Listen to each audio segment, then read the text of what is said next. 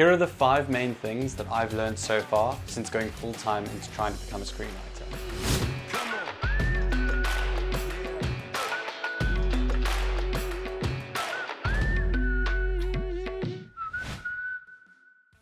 For context, my name is Kyle, and this is the channel where I'm documenting my journey into trying to become a screenwriter. I'm not here to teach you how to do it, I'm just bringing you along to show you how I give it a go. Now there are loads of articles out there that list the different things that you're going to find out when you try and become a screenwriter. A lot of them are pretty negative, but I've found that there's a few things that have kept me positive and kept me going and helped me to put more words on paper. With that said, let's get into it. Number 1, as I said, there is a lot of negativity about the industry at the moment. With streaming services changing the game, things like COVID and taxes having an implication on where stuff can get made and how it gets made, it's quite easy to start to feel very bogged down and negative about this career path that I'm trying to go into. But the one thing that I am holding on to is the idea that everybody will always need new stories, something exciting to watch. Content is king, and these streaming services will always need new content to buy. So if they're going to be buying stuff, why can't it be mine? Why can't I just work really hard, make sure that I'm putting the best work out there possible and really giving this a go? And that brings me on to point 2, which is I realized that there aren't really any rules to getting into this industry.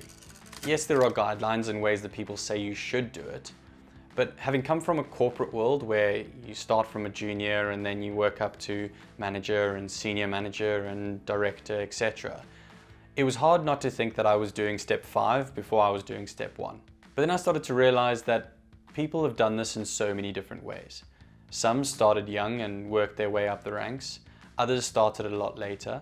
Some went to film school, or some just had an idea. So I stopped worrying about the right way to do it, and I just worried about doing it. And that brings me quite nicely onto point 3, which is that I've been learning a lot more from actually writing than I have from doing the research.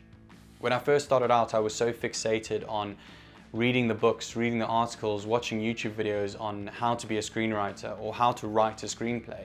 And I was so worried about, do I have the right comma in place? Is that supposed to be bolded? What's the right format? That I would actually put off doing the writing. But when I started really getting pen to paper or words on screen, that was when I really started to feel like I was developing as a writer and actually improving.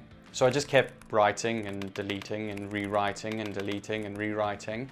And as I did that more and more, I felt a lot more confident in what I was doing.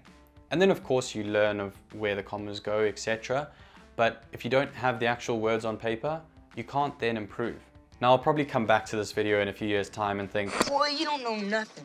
But at the same time, I know that the only way to get there is to keep learning. Number 4 is the fact that a lot of people don't see this as an actual career.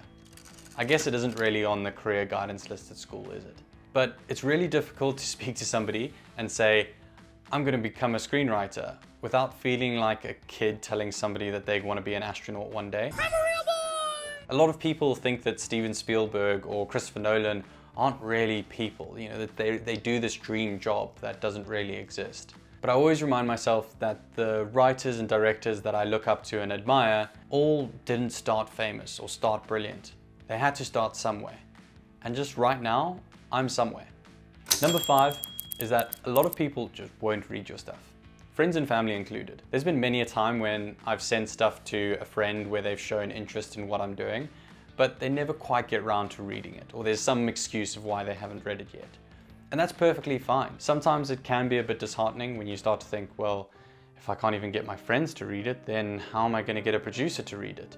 And you start to spiral and spiral. But it's okay. I've realized that there's going to be a lot of people that don't read my stuff, and there's going to be people who do read it and give me bad feedback. I've just got to get used to that and be confident in myself that I'm going to put out my best work and keep putting it out there until somebody does read it. I just need that one break, and if I keep putting myself out there, it'll come one day. That's a wrap. Those are just 5 of some of the hundreds of lessons that I've learned so far, and guaranteed there's going to be 100 more by next week. If you have an interest in writing, film, TV, or you just want to see how this pans out for me, then follow along. I'll be putting out more videos soon. I'll see you in the next episode.